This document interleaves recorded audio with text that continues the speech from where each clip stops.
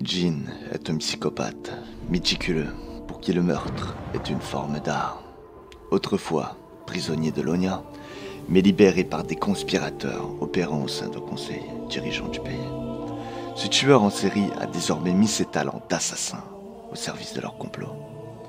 Utilisant son pistolet comme un pinceau, Jin crée ses œuvres d'art empreintes de brutalité, aussi terrifiantes pour ses victimes que pour les témoins de ses crimes. Il tire un plaisir sadique de ses performances théâtrales, ce qui en fait un atout de poids quand il s'agit d'envoyer le plus puissant des messages, celui de la terreur. Pendant des années, les montagnes du sud de Lonia ont été rongées par les méfaits du sinistre, Démon Doré. Dans toute la province de Ziyun, un monstre massacrait des centaines de voyageurs, et parfois même des habitants de tout un hameau de fermiers, laissant derrière lui un spectacle macabre de corps sans vie. Plusieurs milices armées organisèrent des patchs en forêt. Certains villages recrutèrent des chasseurs de démons, et des maîtres Wuju prirent même l'habitude de patrouiller sur les routes. Mais rien ne semblait pouvoir mettre un terme aux agissements sordides de la créature. En désespoir de cause, le conseil de Ziyun envoya un représentant pour demander de l'aide au grand maître Kusho. En apprenant quel fléau semblait frapper la région, Kusho débita un faux prétexte et présenta ses excuses de ne pas pouvoir aider le conseil.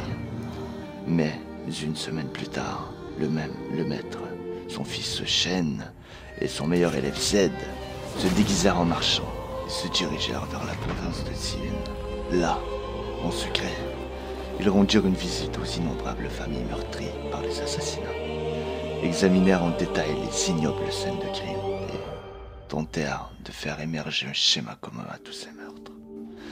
Leur enquête dura 4 longues années avant d'arriver à son terme, et les 3 hommes en furent changés à jamais. La chevelure rousse et flamboyante de Kusho devint blanche.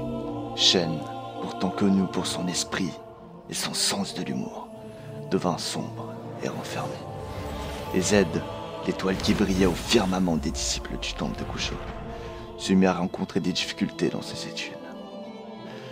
En découvrant enfin le motif commun de ces meurtres, le grand maître aurait prononcé les paroles suivantes.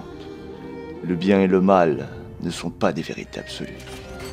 Ce sont des concepts nés de l'esprit humain et chacun en perçoit des nuances différentes.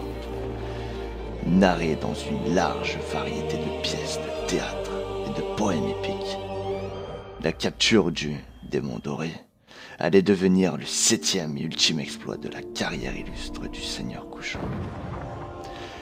La veille du festival de Lotus, dans le col de Gion, Kusho se déguisa en calligraphe de renom pour se mêler aux autres artistes invités. Puis il attendit. Tout le monde supposait que seul un esprit maléfique pouvait être l'auteur de ces crimes horrifiants. Mais Kusho avait compris que le meurtrier était un homme ordinaire. Le célèbre Démon Doré n'était en fait qu'un simple machiniste travaillant au sein des théâtres itinérants et des opéras de Ziyun sous le pseudonyme de Katajin. Lorsqu'ils appréhendèrent Jin, le jeune Zed s'avança pour tuer l'homme misérable qui se recroquevillait de peur sous leurs yeux. Mais Kusho s'interposa. Malgré l'horreur des actions de Jin, le maître légendaire décida que le tueur devrait être capturé vivant et incarcéré dans la prison de Tuula. Shen exprima son désaccord, mais accepta néanmoins la froide logique du jugement de son père. Zed, perturbé et hanté par les scènes de meurtre dont il avait été témoin, se révéla incapable de comprendre ou même d'accepter ce geste de miséricorde. Dès lors, on raconte qu'un profond ressentiment naquit dans son cœur. Malgré ces longues années d'emprisonnement et tout là, les geôliers n'apprirent quasiment rien au sujet de l'homme poli et réservé qui était Katajin. Même son véritable nom demeure à ce jour un mystère. Mais au fil de son incarcération, les moines découvrirent en lui un élève très doué qui excellait dans de nombreux domaines, dont le travail du métal, la poésie et la danse. Pour autant, les gardes et les moines ne parvinrent jamais à le guérir de ses fascinations morbides. En dehors de la prison, Lonia était en proie au tumulte, car l'invasion de l'Empire noxien venait de plonger le pays dans une période d'instabilité politique. Sous les assauts de la guerre, la soif de sang de cette nation, jusque-là paisible, finit par se réveiller. La paix et l'équilibre pour lesquels Kusho avait lutté tout au long de sa vie volèrent en éclats, tandis que des individus corrompus s'emparèrent du pouvoir et que des alliances secrètes commencèrent à s'affronter dans l'ombre pour asseoir leur domination.